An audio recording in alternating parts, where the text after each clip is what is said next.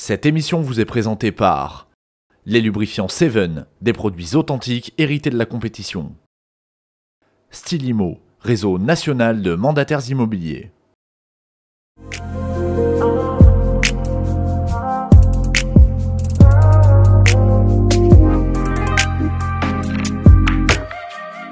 Salut à tous les amis, bienvenue dans ce tout nouveau numéro d'Inside Hill Climb, la seule émission 100% course de côte.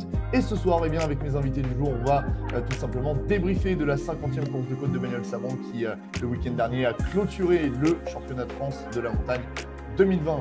Mes invités justement de ce soir, je vais vous les présenter tout de suite. On va commencer par celui qui nous a accueillis tout simplement le week-end dernier, président de Lazare 16. Il s'agit de Régis Cour. Salut Régis. Bonjour Pierre. Salut, merci. Ça va? Ouais, ça va et toi? Ça va. En pleine forme, tout va bien. On commence à se reposer après deux jours de débriefing. Nickel, nickel. Parfait, on en reparlera justement de la course de côte de Bagnols Sabran. On accueille également celui qui est désormais double champion de France de la montagne en catégorie production. Il s'agit de Pierre Courroy. Salut Pierre. Salut Pierre, salut tout le monde. Merci à toi d'être à nos côtés. Et puis, eh bien, on accueille un autre double champion de France de la montagne, mais cette fois en catégorie sport. Il s'agit de Geoffrey Schatz. Salut Geoffrey. Salut Pierre, salut à tous. Bon, merci beaucoup tous les trois d'être à mes côtés ce soir. On va avoir une super émission aujourd'hui avec eh bien, les deux garçons qui remportent les titres de champion de France et puis celui qui a eu de la chance, qui a organisé cette jolie conclusion du championnat. C'était le week-end dernier, je le disais tout à l'heure, lors de la course de côte de Bagnols Sabran. Justement, les amis, je voudrais qu'on démarre tout de suite et bien, pour reparler de cette épreuve. On va débriefer un petit peu du week-end. On va parler justement de ce qui s'est passé pour vous trois ce week-end. Et je voudrais commencer avec toi, Régis, parce que, bien, on le sait, la course de côte de Bagnols Sabran, à la base, elle devait se dérouler en préambule de la saison 2020. C'était théoriquement censé se dérouler au mois d'avril. Il y a eu tout ce qui s'est passé, bien évidemment, avec le Covid. Et puis, eh bien, finalement, on a réussi à organiser tout ça sur ce premier week-end d'octobre. Dans quel état d'esprit tu étais, toi, Régis, quelques jours avant de démarrer en fait, cette course de côte? Alors, répète-moi la question parce que j'ai eu un petit bug qui montait là. C'est les aléas du presque. Tout à fait, vas-y. Hein, voilà. Donc, je te disais justement, la course de côte, elle a été décalée, celle de Bagnols Sabran. Elle était censée se dérouler au mois d'avril. Elle s'est finalement déroulée au mois d'octobre. Dans quel état d'esprit, toi, tu étais justement en tant que président de Lazare 16 quelques jours avant le déroulement de cette épreuve? Mais oui, donc nous, le 17 mars, on nous a coupé, la préfecture nous a appelé pour nous dire que c'était terminé, impossible d'organiser. Donc il a fallu, bien sûr, essayer de rebondir parce que justement, je venais de récupérer tous mes trophées du 50e anniversaire. Donc tout ça, ça me foutait un peu les boules. C'est vraiment dommage. Donc, j'ai dit, bon, il faudra trouver une solution. On ne pensait pas que ça dure autant. Le Covid, on a dit, bon, ça va durer un petit peu. On va pouvoir peut-être au mois de juin relancer l'épreuve. Juin, ce n'était pas possible. Juillet, bien sûr, pas possible. Août, toujours pas. Septembre, c'était les vendanges. Donc, après, il ne restait plus qu'une place au mois d'octobre. Entre-temps, la course de côte de l'Odève s'est annulée. Et c'est là-dessus que j'ai sauté sur l'occasion. J'ai appelé Jean-Marie Almeras et il m'a dit ouais, c'est bien confirmé, la date est libre, tu peux y aller. Donc du coup, j'ai réinscrit l'épreuve donc à cette date-là et après relancer toute la machine parce qu'il a fallu tout refaire, toute la partie administrative et voilà. Donc un super boulot, voilà. Il y avait un petit peu d'appréhension, j'imagine, quelques jours avant, parce que on ne savait pas entre la météo, entre finalement le coup près du Covid qui pouvait encore tomber à tout moment. Ça ne devait pas être évident, quoi. Tout à fait. La préfecture, moi j'ai interrogé la préfecture pratiquement tous les jours à la fin. Là, et bon, on me dit garde le moral, c'est bon, ça devrait le faire. Maintenant, tant qu'il n'y a pas un avis qui arrive de beaucoup plus haut, bien sûr, pour eux, ils me laissaient faire l'épreuve, il n'y a pas de souci. Et après, le problème est que j'ai vu arriver la météo, en plus, qui commençait à se gâter. Alors là, j'ai dit, là, ça ne va pas être très bon. Là. Et donc, le vendredi, ça a été un peu la catastrophe. Heureusement qu'on était tous sur place, pas trop loin, pour pouvoir faire les vérifications administratives et techniques. Mais que la météo, bien sûr, le dimanche s'est levé un petit mieux. Et finalement, on a pu tourner une partie quand même pas mal sur le sec. Donc, heureusement. Finalement, ouais, effectivement, ça s'est passé mieux que prévu à ce niveau-là. On en reparlera justement tout à l'heure parce qu'on va rentrer justement dans le vif du sujet côté concurrent hein, avec Geoffrey et avec Pierre. Alors, je voudrais commencer par toi, Geoffrey, justement parce que on s'était quitté malheureusement lors de la course de côte de Turkheim 3 épis où tu avais été victime d'une sortie de piste lors de la journée du dimanche, hein, quatrième manche du championnat de France de la montagne. Tu revenais justement à Bagnoles après avoir réparé la voiture. Dans quel état d'esprit, toi, tu te trouvais en arrivant à Bagnoles vendredi? J'étais déjà très très satisfait de pouvoir rerouler puisque ça a été très compliqué. Il a fallu trouver des ressources financières et aussi il fallait beaucoup de temps pour réparer la voiture. Donc déjà de pouvoir rerouler, c'était une super satisfaction.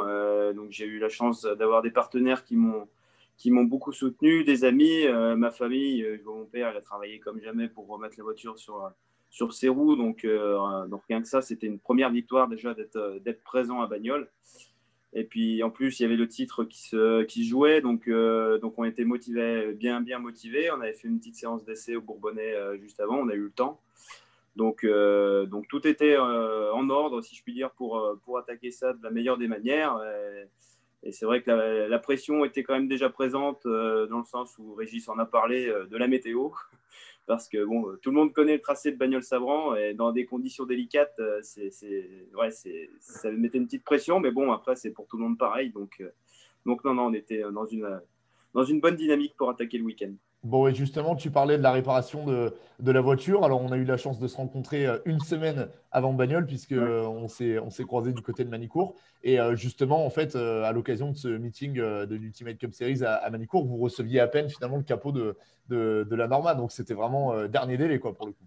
Exactement. Et disons que ce genre de pièce coûte assez cher en frais de livraison, quoi. Et il y a des chances qu'on le reçoive un petit peu abîmé.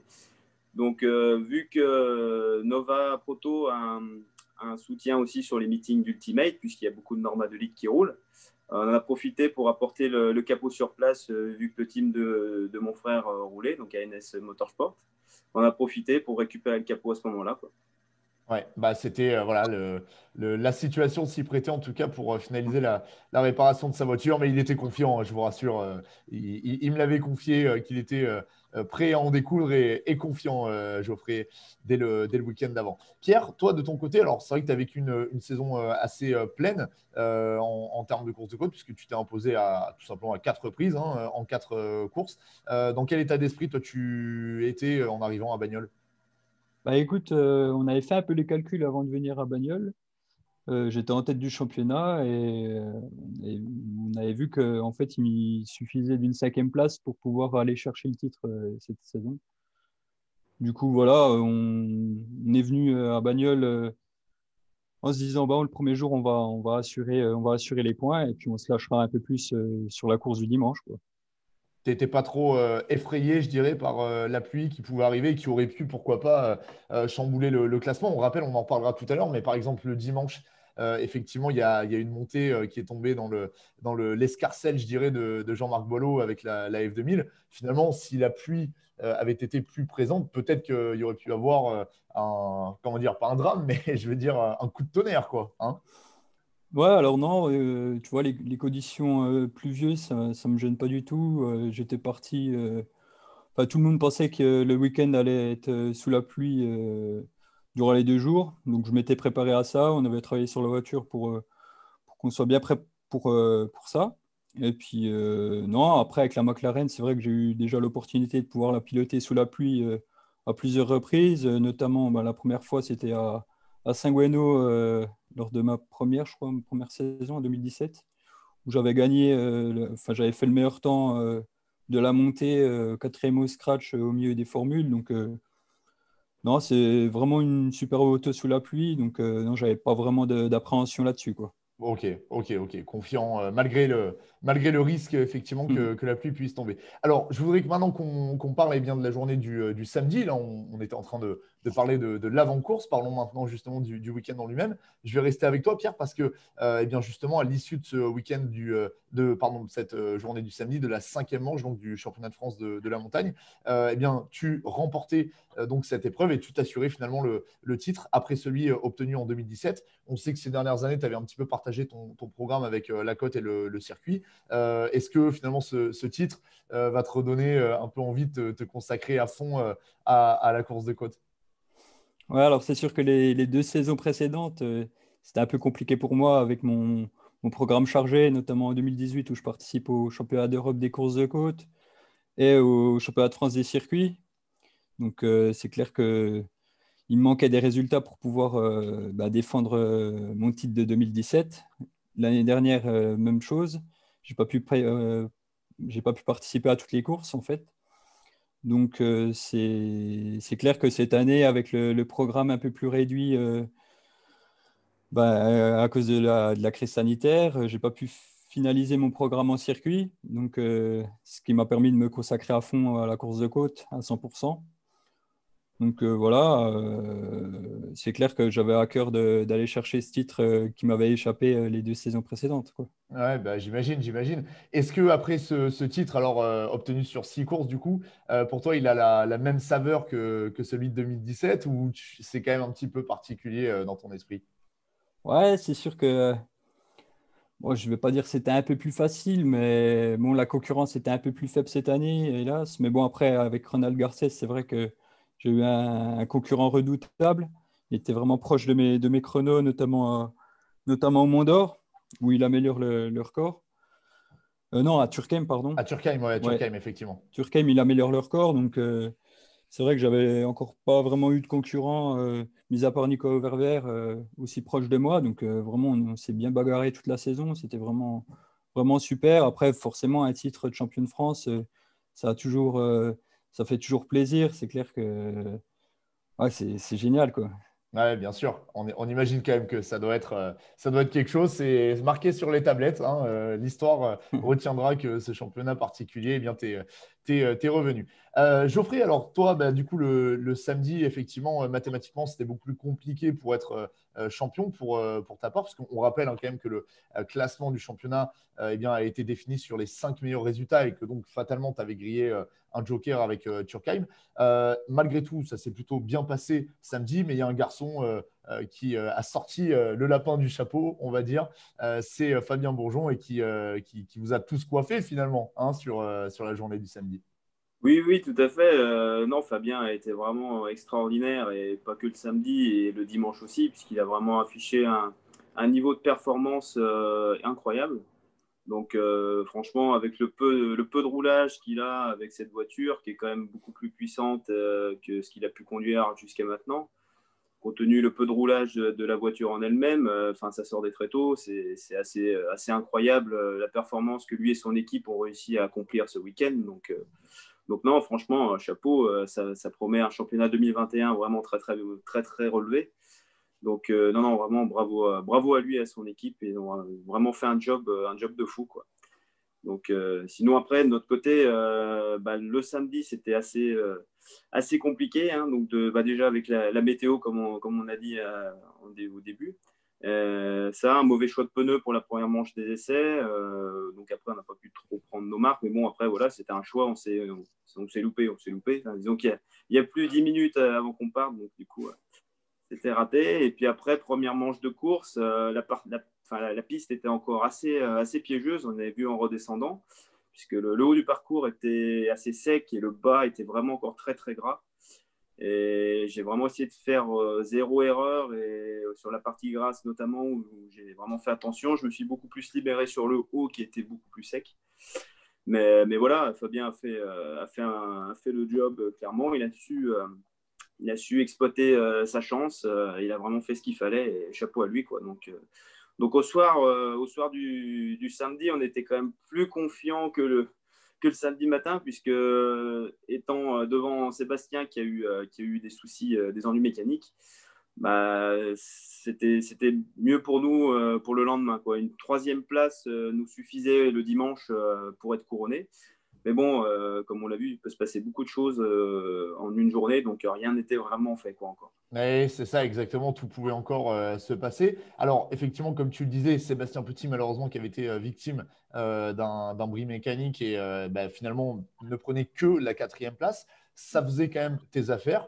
Et samedi soir, alors on n'a pas forcément, il fallait un petit peu de temps pour réaliser tout ça, mais samedi soir, concrètement, vous étiez 4 à pouvoir être en lice pour le titre, puisque à Sébastien et toi, on rajoutera justement Fabien et David Meillon qui s'étaient justement replacés au championnat, puisque David avait terminé 3e. Ça fait quoi je dirais, de se préparer à prendre le départ d'une course qui va être historique dans tous les cas, parce que ça n'est jamais arrivé, finalement, de mémoire, d'avoir 4 pilotes lors de la dernière manche qui peuvent être encore champions, quoi. Oui, c'est sûr. Du coup, moi, je savais qu'il fallait que je sois dans le top 3. Donc, on a vraiment essayé de se concentrer à pas faire, encore une fois, à pas faire d'erreur. Parce que bon, après, David a un matériel qui est un peu moins évolué que le nôtre. Donc, en termes de performance pure, il part déjà avec un handicap par rapport aux deux SC qui sont quand même beaucoup, beaucoup plus rapides. Sachant que David a en plus bien roulé puisqu'il a amélioré ses records, ses chronos personnels. Donc, il était performant par rapport à ce qu'il a fait avant, quoi. Mais non, il fallait vraiment pas faire de bêtises une fois de plus, puisque c'est pareil, on n'avait toujours pas de joker, puisque Fabien était aussi lui très très très très rapide et lui n'avait pas eu de contre-performance, si je puis dire. Donc il était encore dans la course. Donc j'ai vraiment essayé de pas faire d'erreur et je pense que en toute honnêteté, la manche où je me suis le plus fait plaisir, c'est la dernière manche. La dernière manche, malgré la pluie, où on a pu vraiment rouler sans pression et je me suis vraiment amusé, quoi. Bah, tu m'étonnes, ouais, ça peut se comprendre, on en reparlera dans quelques instants. Régis, une petite question. Effectivement, samedi, ça sera forcément une course historique parce que c'est la première victoire de Fabien Bourgeon. Ça fait quoi d'être l'organisateur, je dirais, de ce succès et de cette course avec un nouveau pilote comme ça qui vient justement inscrire son nom au palmarès? Sincèrement, ça m'a fait énormément plaisir, hein, parce que bon, Fabien, la dernière fois qu'il était venu, il avait eu un choc terrible à l'arrivée avec le tracking. Donc, de le voir avec une victoire, sincèrement, ça pouvait que me ravir. Et c'est un très grand plaisir, hein, et surtout que bon, c'était un garçon adorable et une équipe qui vraiment bosse à fond pour réussir et on voit que ça paye. Voilà. Ouais, effectivement, on est d'accord, on peut tous le dire. Je pense que là, le boulot qui a été fait par le team Bourgeon est quand même assez colossal. Régis, ton regard sur la journée du samedi où on attendait de la pluie et finalement, en fait, il y a eu juste un tout petit peu de pluie qui est venu perturber la fin la fin des hostilités, on va dire. Mais finalement, ça s'est plutôt très, très bien passé à ce niveau-là, quoi. Oui, tout à fait. Donc, bon, l'épreuve, finalement, c'est très bien déroulé. Hein. Pour un samedi, moi, je rêvais que de revoir un petit peu le sec parce que j'ai dit, s'il pleut tout le temps, moi, ce que je crains le plus, c'est les sorties de route ou quoi que ce soit.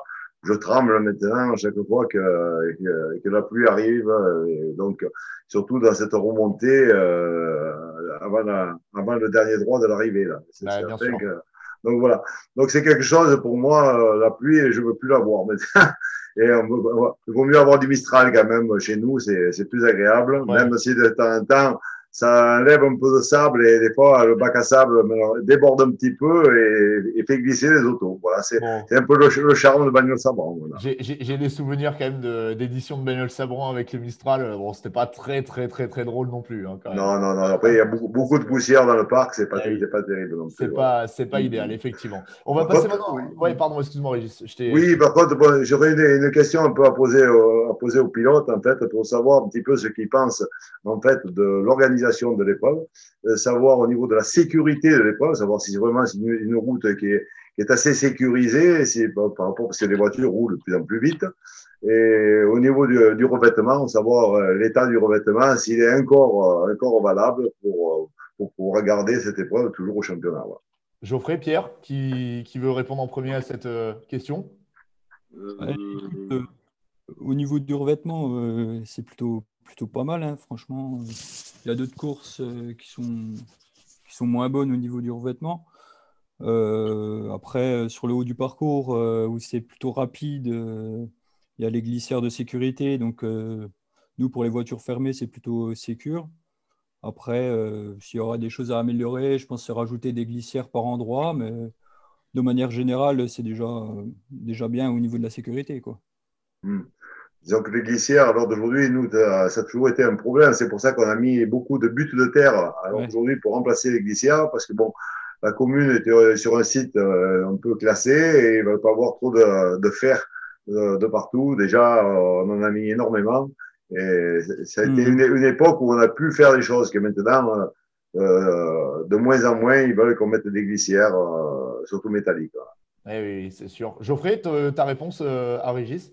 Ouais, je suis un petit peu du même avis que Pierre. C'est vrai que la course de côte, la meilleure des sécurités, effectivement, c'est les glissières. Après, il y a eu des efforts de fait là-dessus déjà suite à plusieurs années, puisque sur le haut du parcours, justement, la remontée, maintenant, il y a une glissière sur la gauche qui n'était pas présente avant.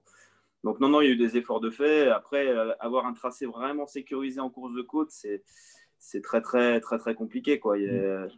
Donc après, niveau bitume, il y a quelques endroits où on a je pense des petites souches ou des racines d'arbres qui commencent à faire leur apparition. Mais bon, après, voilà, dans le bitume, dans sa généralité, il reste quand même toujours très bon. Et le grip aussi est très bon à Bagnols-Savon. D'accord. Ouais. Voilà, c'est déjà, il y a le grip est là, mais c'est vrai que bon, les racines, on avait fait couper des arbres en bordure, justement, parce qu'on avait des bordures qui se relevaient sans arrêt. Là, au poste 3, on a une racine en plein milieu. Ça fait 2 ans que je demande à l'équipement de le faire, au moins de raboter. On ne demande pas grand-chose, de raboter, parce que bientôt vous allez toucher dessous, ça va vous soulever. Il manque que la taupe pour sortir la tête. Voilà, non, mais voilà. C'est ça. Non, c'est ce que je leur dis, moi, au niveau de l'équipement. Je dis, il faut absolument qu'on ait une route la plus parfaite, parce que moi, une épreuve de championnat, à un moment donné, il faut qu'elle ait un bon niveau au niveau de la sécurité. Ça, c'est primordial. Si on n'a pas ça, après on arrête, on ferme la porte, c'est terminé. Voilà. On est d'accord. Bon, ben voilà, les gars, moi je vais embaucher Régis, donc qui va me remplacer dans Inside. Hein, c'est lui qui va poser les. Non. En tout cas, non, mais Régis, en fait, Pierre et Geoffrey, ils n'osent pas le dire, mais en fait, on le sait tous, la course de côte de Bagnols-Savran, c'est la plus belle du championnat. Voilà, il n'y a pas de débat, c'est la meilleure organisation. C'est voilà. Non. Non, je rigole. Voilà, non, faut pas. Je rigole et on salue. On fait de notre mieux, et avec les bénévoles que l'on a, on essaie de faire quelque chose de plus convivial possible, surtout. Exactement. Et je trouve qu'on se débrouille pas trop mal. On va passer du coup à la journée du dimanche et on va reprendre un petit peu le fil de l'émission. Alors justement, le dimanche, Pierre, on en parlait tout à l'heure, tu nous parlais de ton concurrent de la saison, en la personne de Ronald Garcès avec le DR8 LMS. Justement, bien le dimanche, en fait, c'est lui qui a signé le meilleur temps des essais dans des conditions un petit peu particulières, certes, mais c'est lui qui s'est mis le plus en avant lors des essais. Est-ce que tu as pensé à un moment donné que Ronald pouvait te battre ou toi tu le sentais bien, tu étais confiant pour signer cette victoire? Ouais, alors à la montée des essais du dimanche, c'est vrai que bon, on a commencé un peu tôt. On manquait de visibilité par endroits en sous-bois et la route était un peu comme la veille aux essais, plutôt glissante, très humide par endroits. Les freinages, on avait du mal à voir si c'était sec ou pas. Donc j'ai vraiment préféré assurer, ramener la voiture. On savait que le championnat était déjà joué. Donc voilà, on s'était dit on va se réserver pour la montée de course, essayer d'aller chercher une 6e victoire. Et voilà, après, oui, j'ai pas été surpris du tout que Ronald signe le meilleur temps aux essais. Déjà la veille, il était plutôt proche de moi. Et puis c'est vrai que déjà par expérience, on avait vu notamment au Mont d'Or à Turckheim qu'il améliorait énormément ses chronos entre le début et la fin du week-end. Donc je savais que ça allait pas être de tourpeau et qu'il fallait que je lâche rien si je voulais aller chercher une victoire le dimanche, quoi. Oui, bien sûr. Alors justement, même si tu comptais assurer, quand même, pour rappel, bah, tu t'es permis un petit luxe, hein, le dimanche. Tu vois de quoi je veux parler? Ouais, ouais, c'est clair. Bah, le dimanche, on s'était dit, bon, bah, on va aller chercher une 6e victoire. Ce serait la cerise sur le gâteau. Et finalement, je termine la montée. J'ai réussi à me lâcher parce que les conditions étaient bien meilleures que la veille. On avait une piste qui était quasiment optimale lors de la première montée de course. Donc, j'ai pu aller chercher ce nouveau record parce que j'avais vu déjà la veille que j'étais à 2 dixièmes. Donc, je savais que c'était jouable. Après, voilà, j'ai pu me lâcher. Donc, c'était vraiment une super montée. J'ai fait quelques petites erreurs, mais dans le global, c'était vraiment une belle montée. Bah après, c'est sûr qu'en voyant le temps, certes, j'avais le record, mais je ne savais encore pas le temps de Ronald. Donc, je ne savais pas si j'avais gagné la course, sachant qu'il restait encore une montée en plus après. Donc, on a attendu un petit peu. Et puis, finalement, une fois on a entendu les chronos, j'ai appris que j'étais 4 secondes devant. Donc, on a pu se lâcher et puis on a sauté de joie. C'était fantastique, quoi. Bon, bah, je suis ravi de t'avoir fait sauter de joie. Alors, qu'est-ce que je te dis? Je peux pas te dire mieux, hein. Voilà, je peux pas te dire mieux. Geoffrey, toi, te concernant, alors c'est un petit peu particulier, mais bon, c'est la même chose que pour la catégorie production, puisque eh bien, la première montée de course, elle s'est déroulée sur le sec. À l'issue de cette première montée de course, tu prends la tête en te rapprochant d'ailleurs pas très loin du record. On se dit que tout reste encore à faire en sachant que derrière Fab et Seb étaient vraiment pas loin. Et puis la pluie est venue justement perturber la fin de la course, ce qui fait que forcément les chronos ne pouvaient pas tomber. Et donc, ça te permet de remporter cette 6e manche du championnat de France de la montagne et de devenir double champion de France de la montagne du coup. Ouais, ouais, ouais, tout à fait. Donc le matin, on a commencé aussi par un petit coup de stress, puisqu'on a eu un petit souci lors de la manche d'essai. C'est-à-dire qu'ayant roulé la veille sur le mouillé, en fait, on a eu une petite infiltration d'eau dans les puits de bougie et la pompe à feu, elle avait perdu un cylindre. Donc, ça crée des interférences à l'allumage, si tu veux. Et donc, du coup, on est monté vraiment prudemment et puis sans puissance, du coup, parce que le moteur ne fonctionnait pas correctement. Donc, bon, rien de grave. Il suffisait d'enlever les bobines et de souffler, hein, puis après, ça remarche. Mais du coup, on a commencé par un petit pic de stress. Mais bon, après, comme disait Pierre, la première manche de course, elle était on avait de très bonnes conditions. La piste était bien sèche. Donc, et moi, je savais qu'il me fallait un chrono et au pire 3e. Donc, j'ai essayé de ne pas faire d'erreur aussi, de mettre quand même un peu de rythme. Et non, au final, on a fait une belle manche propre. Donc, j'étais super satisfait. Et en plus d'être devant, puisque bon, Fabien a fait un chrono très prometteur aux essais. Ah ouais, il était en 1,22, hein, on va le rappeler. Ouais, Donc, ouais, c'était il avait vraiment fait top. vraiment un gros chrono. Et en plus, la piste était, je pense, moins bonne que ce qu'on a pu avoir pour la course, quoi. Donc, non, j'étais super ravi d'être en tête. Et du coup, on était vraiment soulagés après cette manche-là. Et j'avais hâte d'en découdre pour la dernière, pouvoir rouler vraiment plus libéré avec le titre quasi assuré, hein. Donc, non, ouais. Après, bon, malheureusement, la pluie a de nouveau brouillé les cartes. Mais bon, ça ne nous a pas empêché de vraiment se faire plaisir, de rouler libéré. Et j'ai vraiment pris mon pied, hein, comme on peut le dire, hein, sous la pluie. Et puis, c'était riche en émotions. Et ça fait vraiment plaisir d'avoir ce deuxième titre. Bon, après, c'est sûr que c'est une saison un peu écourtée avec le Covid, mais vis-à-vis de tout le travail qui a été effectué durant l'intersaison, plus après la sortie de Turckheim, où on a pris aussi un gros coup.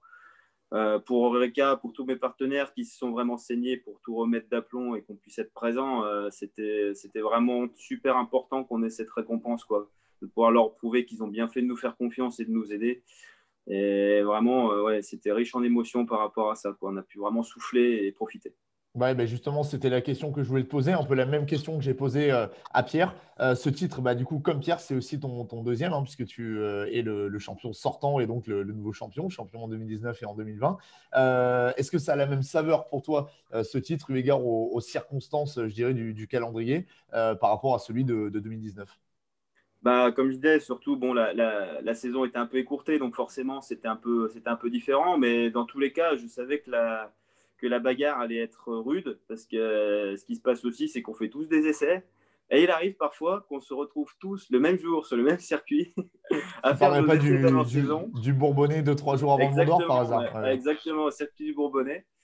Et j'ai vu rouler les deux loustiques et les deux étaient vraiment super rapides. Donc, on savait dans tous les cas que ouais, le niveau allait être très très élevé et qu'il fallait vraiment se donner à fond, quoi. Donc non, dans tous les cas, ce titre a quand même une saveur. Ouais, c'est un titre malgré tout, quoi. Donc ça fait super super plaisir. Et une fois encore, c'est surtout avec tout ce qui a été fait durant l'hiver, plus Turckheim, vraiment c'est une récompense pour tout le monde. Donc non, ça fait super plaisir. Maintenant, on va attaquer l'intersaison. C'est toujours la même rengaine. Il faut aller chercher du budget et puis prévoir le programme de l'an prochain.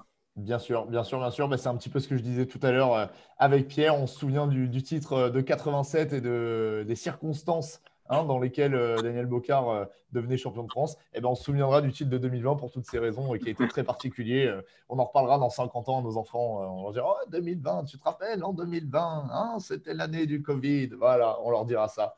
Et on parlera de vous, bien évidemment. Régis, pour clôturer, je dirais, sur le week-end, quel est ton regard, toi, après ces 2 jours? Alors, on va pouvoir le dire à nos amis internautes. Je pense que le stress côté organisateur, on l'a partagé, toi et moi. Bon, moi, pas pour les mêmes raisons, mais évidemment, j'ai eu un petit, quand même, je l'ai partagé un petit peu avec toi, bien évidemment, en tant que bénévole de Lazare 16 avant toute chose.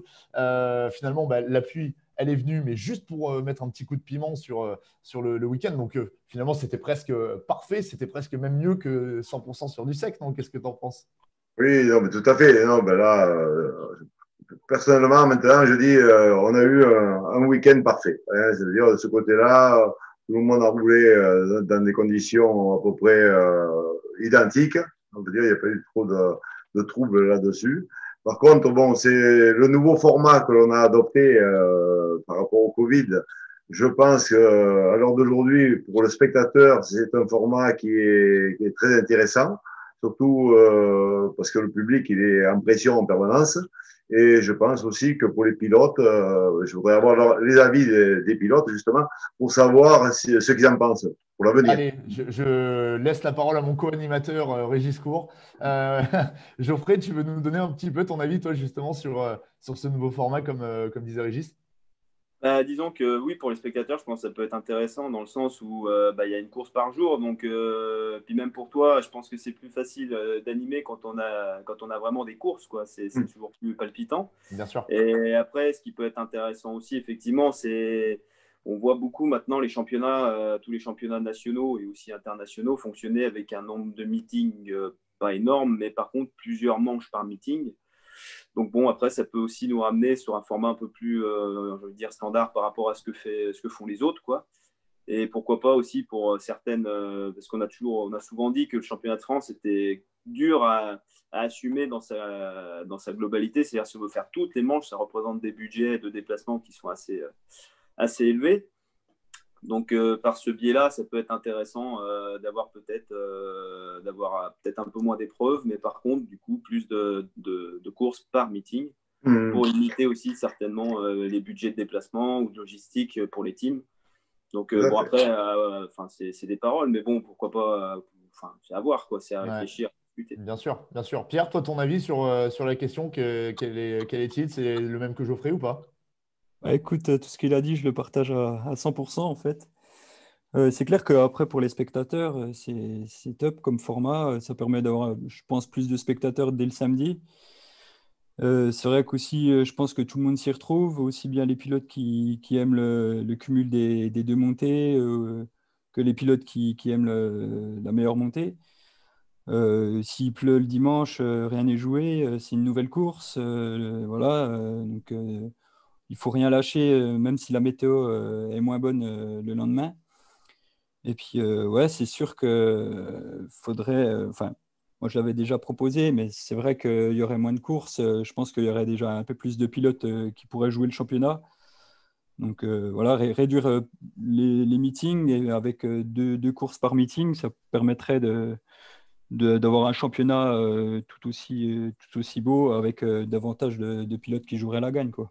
Et puis on l'a vu cette année, hein, c'est vrai que ce format, malgré tout, il a permis de faire venir des gens qui voilà, n'étaient jamais venus en championnat. Je pense à des garçons comme Yves Toli ou autres, par exemple, qui, je pense, ont donné beaucoup de plaisir à tous les spectateurs, que ce soit à Bagnoles, au Mont d'Or ou à Turckheim. Donc, effectivement, c'est peut-être une piste à creuser. Ça te va comme réponse, Régis? Ça va Oui, comme de toute réponse façon, je pense qu'il faut que tout le monde y travaille dessus. Et de toute façon, à un moment donné, il faut évoluer, hein, il faut évoluer pour essayer d'améliorer tout ça. Voilà. Bien sûr, bien sûr. Dernier petit point par rapport à cette course de côte de Bagnols-Savon, la 50e édition, parce que c'est vrai qu'on n'en a pas parlé, mais c'était la 50e édition, hein, le week-end dernier. En termes de billetterie, tu peux nous en dire un petit peu plus ce que ça a donné? Il y a eu du monde assez selon toi? Comment ça s'est passé? Le samedi, finalement, on avait autant de monde que l'année dernière. C'était vraiment, on partait sur un objectif qui avait l'air sympa. Par contre, très déçu par rapport au dimanche. Bon, c'est vrai que la météo était un peu alarmiste. il y avait de la pluie un peu partout. Et c'est vrai que bon, les gens ont eu peur de se déplacer. Je sais pas, voilà. Bon, Donc, bilan malgré tout globalement positif. positif, mais bon, c'est pas ce qu'il y a de mieux, non, non, non. Bon, ok, Mais bon, on a fait mieux. le but était de l'organiser, que ça se passe bien sur le plan sportif. Après, bon, on verra sur le plan du budget. Bien sûr, exactement, exactement, exactement. Alors, rapidement, pour justement poursuivre cette émission, on va parler rapidement justement de la suite des opérations, puisque la saison, elle est terminée. Et toi, Régis, bah, du coup, tu vas un petit peu nous quitter, je dirais. Hein, c'est un peu ça? Tout à fait. En fait, moi, j'ai été, comme je dis, dans l'organisation depuis 1988, après la succession derrière Marc Lafont. Et donc, du coup, maintenant, je veux maintenant laisser place à d'autres personnes. Je veux passer à autre chose. Je veux redevenir l'ouvrier de la course de côte et plus avoir de responsabilités aussi importantes sur mes épaules. Voilà. Oui, oui, bah, on peut comprendre, hein, on peut comprendre, vu le boulot que ça représente, on peut comprendre que tu aies envie de prendre un peu de recul. Hein, tout Voilà, tout à fait, tout à fait. Mais c'est comme ça, en passant un peu la main, que en fait, des idées nouvelles peuvent arriver. Hein. Parce que bon, tout ce que j'ai fait n'est pas forcément la meilleure des choses. Il peut y avoir des idées beaucoup plus modernes qui peuvent faire évoluer l'épreuve sans problème. Voilà. bien sûr, Et je bien sûr, bien suis sûr. conscient de tout cela. Affaire à suivre, hein, affaire à suivre. Voilà, affaire à suivre. Je sais que tu Tout, seras quand même pas très très loin de nous. Hein. tout à fait. Pareil, C'est bien, pareil. Pierre. Pierre, ton programme pour la suite, alors bon, c'est peut-être un peu compliqué de parler de programme, mais là, les prochains mois, ça va être dédié à quoi? Tu as peut-être des projets, je sais pas, pour la saison prochaine, un changement de monture ou autre. Qu'est-ce que tu peux nous dévoiler en exclu là, dans Inside? Bah, là, déjà, la saison en circuit, en GT4 notamment, elle est encore pas finie. Il reste encore deux meetings à Albi et à Les Deux-Noms. Donc, bon, c'est vrai que cette année, bon, j'ai pas pu finaliser un programme entier sur le championnat de France des circuits GT4, mais bon, néanmoins, je vais essayer de réunir le budget pour pouvoir faire peut-être un meeting, peut-être suite les deux noms en fin d'année, pour pouvoir quand même faire une course, au moins une course cette année en circuit. Donc, on va voir, en tout cas, on va travailler là-dessus, quoi. Bon, si tu passes à les deux noms, tu nous tiens au jus avec Régis, hein, on n'est pas très très loin, c'est Voilà. Pas de à souci. côté de la maison, on viendra te voir. Geoffrey, toi, du coup, la suite, là, ça va être quoi ces prochains mois et pourquoi pas même, est-ce qu'il y aurait, je sais pas, des évolutions, des projets dans les cartons là pour la suite de ta carrière? Bah, pour l'instant, on ne sait pas trop. Déjà, ce qu'il faut, c'est trouver un peu de fonds financiers, parce que bon, c'est vrai que la petite mésaventure de Turkheim nous a un petit peu mis dans le rouge. Donc bon, par bonheur, on a pu finir cette saison. Mais bon, on va voir. Déjà, faut vraiment réussir à trouver du budget, et puis après, on verra ce qu'on fait.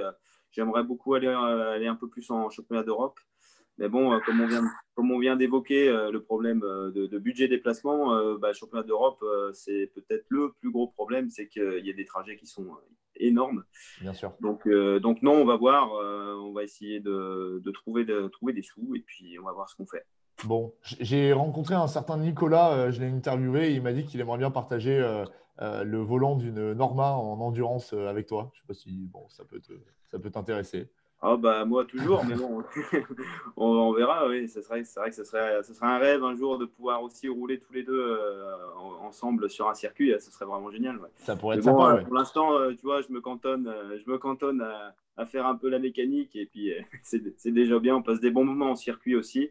Donc non, il va peut-être y avoir un petit peu ça aussi là dans les semaines à venir parce que les saisons, comme l'a dit Pierre, sont pas encore terminées. Donc il y a des chances que si j'ai le temps avec le travail, si ça passe, que je fasse une apparition aussi sur les circuits en mécanique. Bon, bah super, on se recroisera alors. Nickel. Ouais, C'est cool, c'est cool, c'est cool.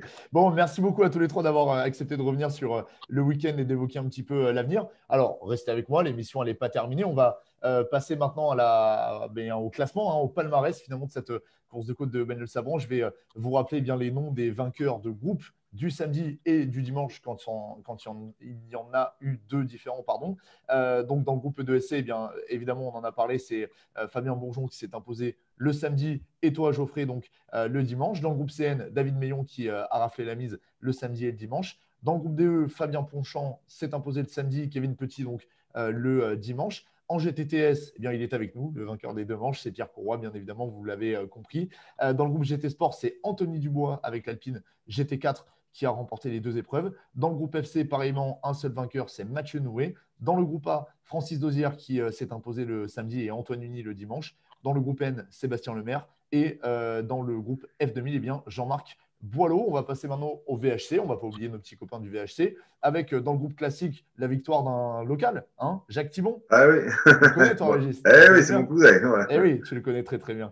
Dans le groupe A, VHC, Jean-Yves Pierrel, donc, qui s'est imposé. Bon, il était seul, mais bon, on va quand même le citer, bien évidemment. Pareillement, dans le groupe N, VHC, avec Nicolas Riel, qui était un petit peu seul, et comme dans le groupe 1 également, avec Jean Debaude. Le groupe 2 est revenu à Eddy Antoine. Le groupe 3, il était tout seul aussi à Norbert Rieu. Giorgio Tessoré s'impose dans le groupe 4. Jean-Marie Almeras dans le groupe 5.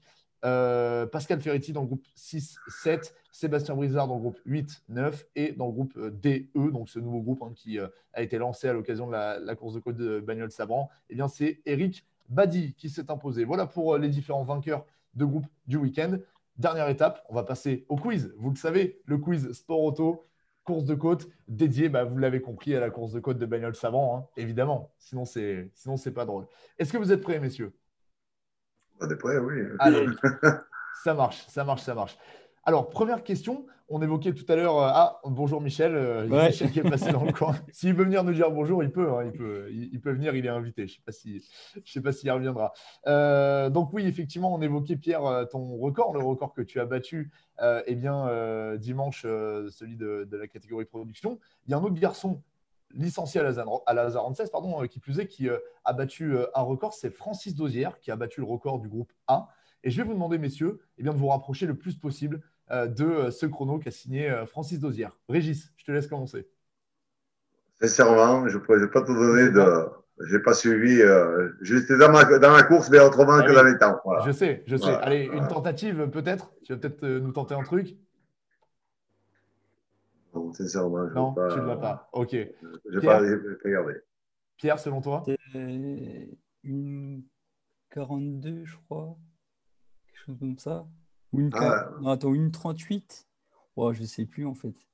Bon. Non, peut-être 42, oui, comme tu dis, oui. Ouais, 38, ça va vite quand même. Hein, 38 non, 40, 42, c'est dans les 42. Après, au niveau des dixièmes, je ne saurais pas te dire. Là. Alors, une 42, ok. Geoffrey, qu'est-ce que tu en penses? Voilà, là, j'étais trop stressé pour suivre les chronos des autres, hormis ceux des EDSC. mais oh là là, ouais. Allez, je vais dire 41. Je vais être… Allez, finalement, c'est presque toi qui as la bonne réponse. C'était une 42 010. Donc, c'était vraiment vite. Ça s'est fait dans la deuxième montée du samedi. Et juste pour info, quand même, pour vous dire à quel point c'était serré. C'était serré avec l'ancien record qui était détenu par Jérôme Jany. Jérôme Jany, il avait fait un 1,42 065. Donc, il l'a battu vraiment de pas grand-chose. On salue et Francis Dozière et Jérôme Jany, bien évidemment. Deuxième question. Alors, effectivement, vous l'avez peut-être remarqué, hein, c'est un proto qui s'est imposé. Enfin, c'est 2 protos qui se sont imposés dans la catégorie sport, évidemment, avec les groupes E2SC. Moi, j'ai une question à vous poser, messieurs. Hormis Geoffrey et Nico, donc hormis la famille Schatz, qui est le dernier pilote à avoir imposé un proto à Bagnols-Sabran? Malatest. Ouais, exactement. Christophe Malatest. T'as l'année, tu sais je dirais… attends, 2009 non, c'est pas ça. Pas 2009. Non, 2007. Ouais, 2007, ouais, exactement. 2007. Sous la pluie, tu te rappelles, Régis? Ouais. Et après, c'est pas Jordan Milesi qui avait racheté cet auto après? Et si, il a racheté les deux même. Il a racheté les deux, ouais. Malatest avait vendu la 2 litres à Nano. Et après, il avait acheté la 3 litres et Nano avait racheté la 3 litres de Tout à fait. Malatest. Hein, voilà, c'était le petit point Largus, les mecs. Hein, le petit point historique en termes d'auto. Troisième question. Oui, alors voilà, ce que je voulais vous demander, effectivement, cette année, vous le savez, la course de côte de Bagnols-Sabran, elle ne s'est pas déroulée à ses dates initiales. C'était déjà arrivé, ça s'est produit en 1994 notamment. Est-ce que vous êtes capable de me donner le nom du vainqueur de cette course de côte de Bagnols-Sabran en 1994? Bocard? Non. De Il Bias. était dans le coup, mais voilà, De Bias, Christian De Bias. Effectivement, qui s'était imposé justement après une belle bagarre. C'était début juin, hein, je crois, en 94, Oui, au code de Manuel Sabron. J'avais que 1 an et puis j'étais pas là. Donc, bon, vous m'en voudrez pas. Hein, je n'y étais pas, je me rappelle pas bien. Si ça Alors, peut te rassurer, j'en avais que 3 aussi. Hein. oui, voilà, c'est ça. Puis Pierre, il n'y en avait pas beaucoup non plus. Tu es né en quelle année, toi, Pierre? 94. Oui, voilà. Bon, d'accord. il n'était pas là. Il n'était pas là. Donc, Ils pour sont une fois tout que je suis jeunes, pas hein, le ils sont plus tout jeune, jeunes. pour une fois que je suis pas le plus jeune, hein, c'est pas mal. C'est pas mal, c'est pas mal. C'est bien, c'est la relève. Et c'est ça, exactement, exactement, exactement. Alors, on va continuer avec les questions qui concernent Christian De Bias. Alors, je le précise, Christian De Bias, il ne m'a pas acheté l'émission, on le salue, hein, mais c'était dans le hasard des choses. Là, la question que je vais vous poser, c'est juste pour vous rendre compte justement de la vitesse que vous prenez, messieurs, sur cette course de côte d'Emmanuel Sabran. En 1999, Christian De Bias, il a signé le record à l'époque du tracé. C'était sur l'ancien départ, hein, avec Tout à fait. pas le départ depuis la route d'Alès. Est-ce que vous êtes en mesure, comme tout à l'heure avec le chrono de Francis Dauzière, de vous rapprocher le plus possible de ce record qu'avait battu justement Christian De Bias? Régis? Pas de Non. souvenir? Non, non, non. Non? Geoffrey? Une idée? Ah, attends, c'est nous, on fait quoi? On fait 21, je sais pas, 18, 19? 18, ok.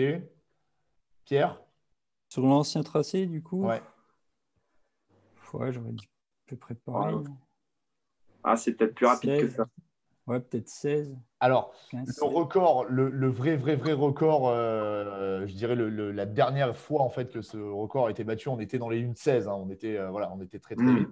Le record de Christian De Bias à l'époque, c'était 1,19,593. Donc ça veut dire qu'il y avait à peine 2 secondes d'écart entre Christian De Bias avec l'ancien départ et toi, Geoffrey, l'an dernier avec tout le départ sur la route d'Alès et l'épingle. C'est impressionnant quand même, hein, c'est affolant hein, de se replonger dans les stats de l'époque. Ça allait déjà très très vite à l'époque. Alors je vous laisse imaginer les vitesses que ces garçons y prennent. Et enfin, la dernière question que je voulais vous poser, messieurs. Alors, Régis, tu ne vas pas répondre à cette question parce qu'elle te concerne. Donc, on va laisser Pierre et Geoffrey tenter de répondre à cette question. C'est toi qui donneras la réponse, mais tu ne dis rien pour l'instant.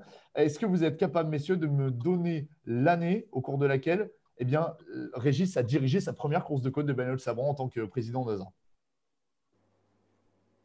Vas-y, Pierre. 88. Ouais. Geoffrey?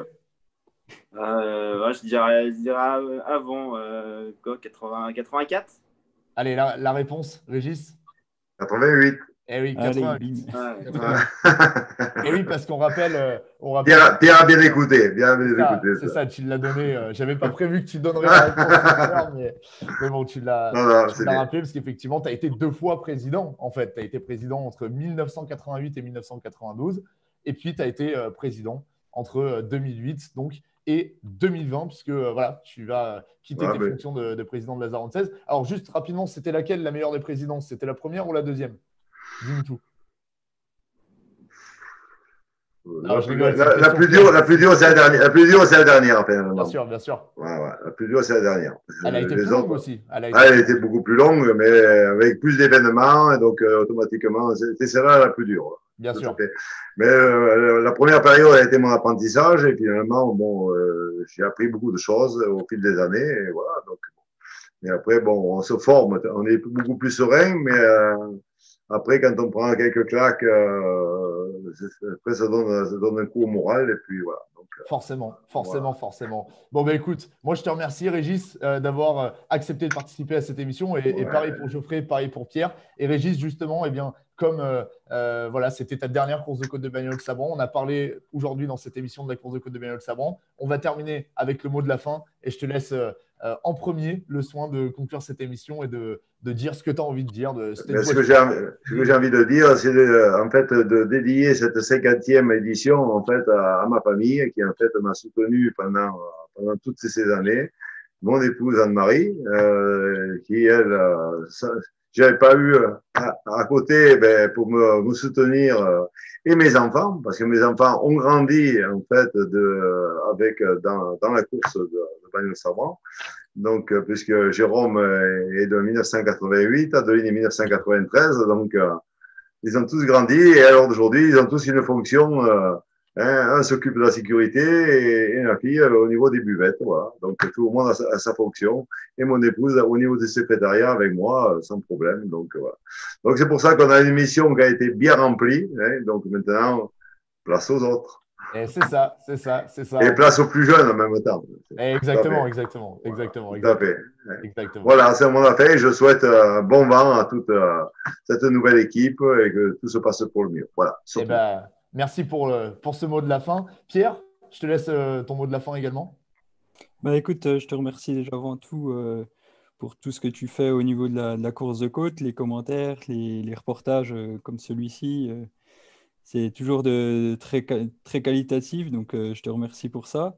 C'est avec plaisir. Après, je remercie forcément tout le team de Francis Dosière, Jeannot, Francis, tout le staff qui m'ont vraiment aidé tout au long de la saison, sans qui je ne pourrais pas aller chercher un titre de champion de France.